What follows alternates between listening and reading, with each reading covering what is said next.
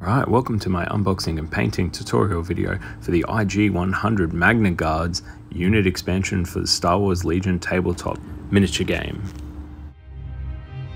This was a really fun kit, and despite some of the parts being a little bit fiddly, one of my favourite units from the films and the TV series. I was really excited to unbox this and get these painted.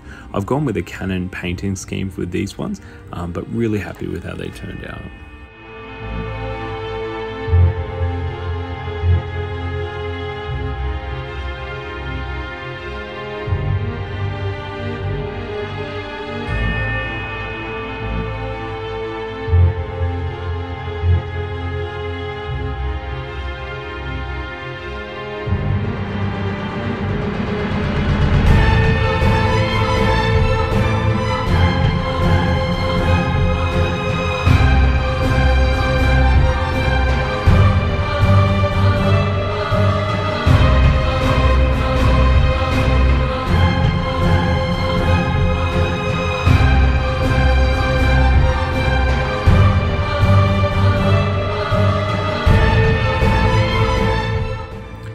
Be sure to carefully clip the models from the sprue, making sure that you're not cutting too close, otherwise you'll cut some plastic off the actual model itself.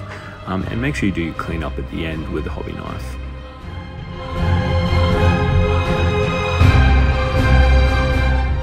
I use plastic glue for the most part with these models, but because the contact points are so small, you might even choose to use super glue for that stronger bond. I've chosen to base coat these models in sub-assembly as I wanted the capes to be wraith bone, but the metallic parts to be undercoated with Chaos Black. If you've watched any of my videos before, you'll know the basing for my droid army is you lay down 2 thin coats of Mephiston Red on the base first, and then with an old brush, or in my case a toothpick, apply Martian Iron Earth nice and thick over the base so it will crack and you'll see that red come on underneath. First I need to use Chaos or Abaddon Black in this case to go back over the models that were primed with the Wraithbone, because as you can see there are parts that are meant to be metallic on these pieces. My metallic recipe for my droids is really simple. You first take your lead belcher and kind of like in a dry brush fashion, apply it going downwards so that it doesn't go into the recesses.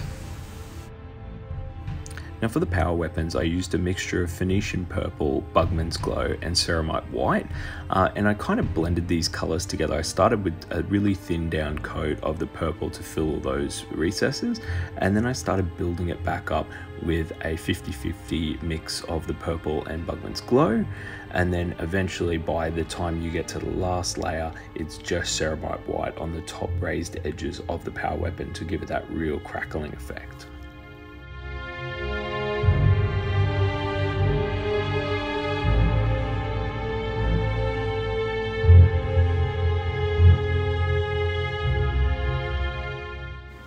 Next, back to the metallic recipe, I'm going to be using chainmail on all of the raised plates to really give it that shine and stand out.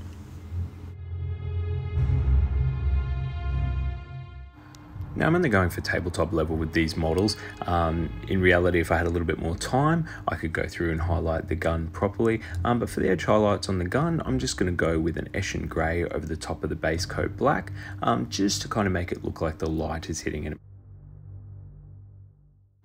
Now on to the capes. I did use a satin gloss varnish over the top of these so that the Agrax Earth shade wouldn't stain the cape, but would instead fall into the recesses, really to give it that depth. Back to Mephiston Red for the lens and the eye lenses. Just a nice thin coat and it should fill the recesses nicely.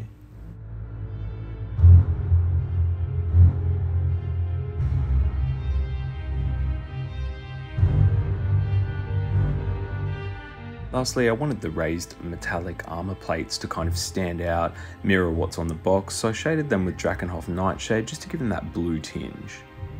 And that's the completed model. I hope you liked this video. Thank you for watching. Please make sure you subscribe on Instagram and YouTube for more videos.